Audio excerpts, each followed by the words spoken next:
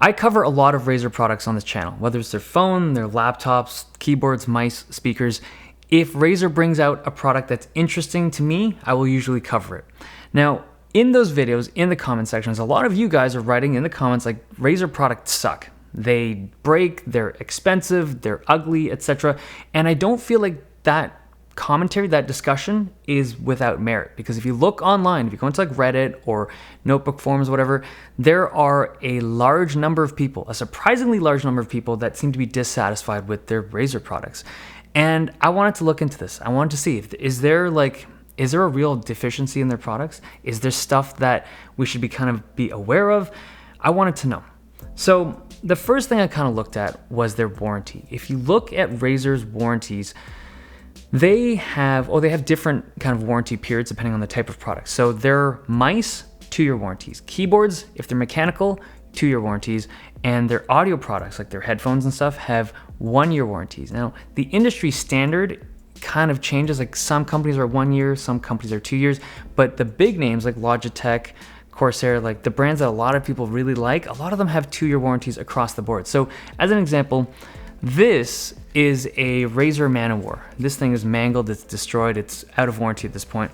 But this is a product that I think cost $180 retail, and it broke for me, I think at like the 1.5 year mark, out of warranty. And it's an experience like this that if you're a consumer that had spent $180 on a pair of headphones and it broke and you couldn't get it replaced or repaired or whatever, that leaves this sour taste in your mouth. And if you have something like a Logitech headset, I don't have one here, but if you have a Logitech headset and that broke at the 1.5 year mark, you're able to get a new one for free from Logitech. And that experience, that difference in warranty timing is massive when it comes to perception of quality of a product, because all it takes is just a product to die just out of the warranty period, and now you have a dissatisfied customer who is a little bit upset, and they can go on the internet, vent about it, and now we have, a situation about Razer products not being great. I think the warranty issue is something that I feel like Razer doesn't do particularly well, with like slightly shorter periods and a more difficult process to get it warrantied, but I don't think that's the whole story here. The other thing I looked at was price.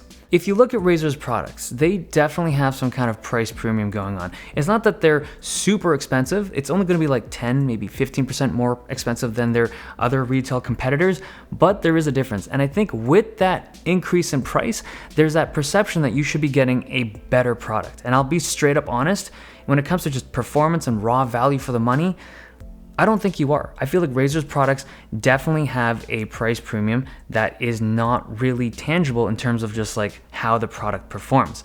You are paying for what I would consider a different kind of intangible element.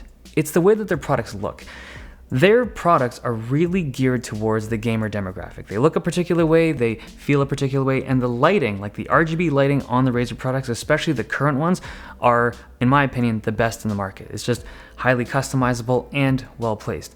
Now, if aesthetics isn't that important to you and you're just looking for stuff that's a great performer, then Razer probably isn't the best option in terms of like the best value for your money.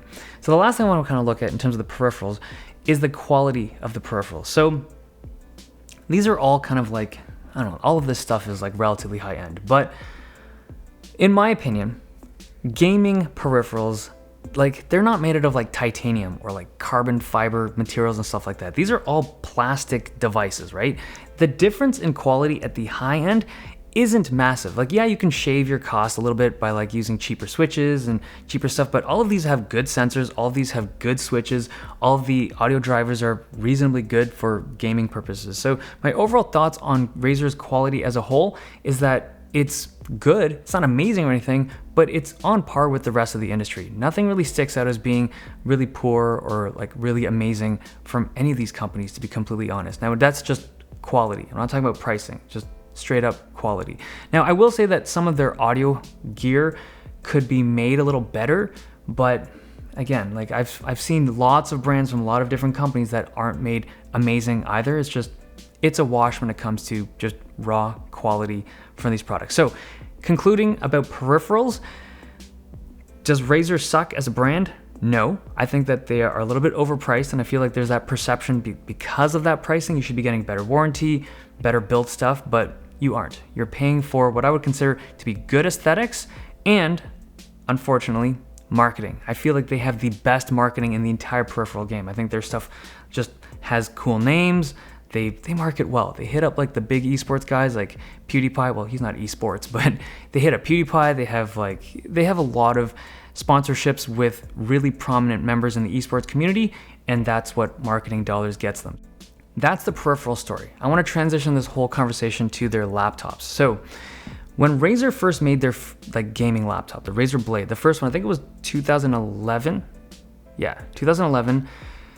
Their gaming laptop was really different from everybody else's. It was thin, it was nice looking, it just didn't look like your traditional gaming laptop. It was a lot thinner, but with that thinness came thermal issues. And it's something that every gaming laptop in the world had to deal with. The thinner you got, the more expensive it was to make, and the more difficult it was to keep that thing cooled properly.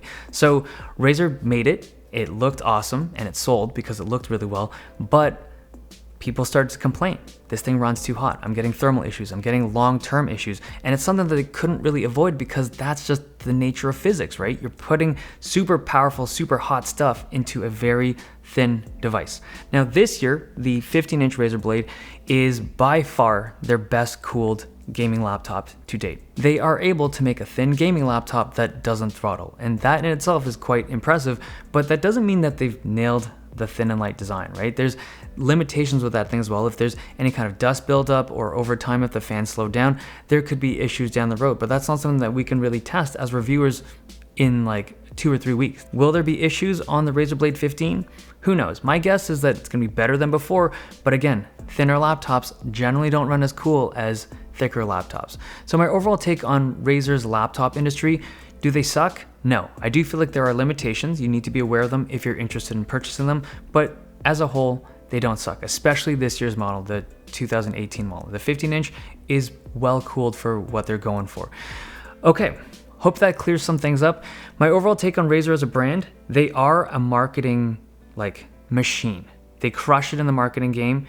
That's not necessarily a good thing, but that's also not necessarily a sign of a bad product. Okay, hope you guys enjoyed this video. Thumbs if you liked it, subs if you loved it. See you guys next time.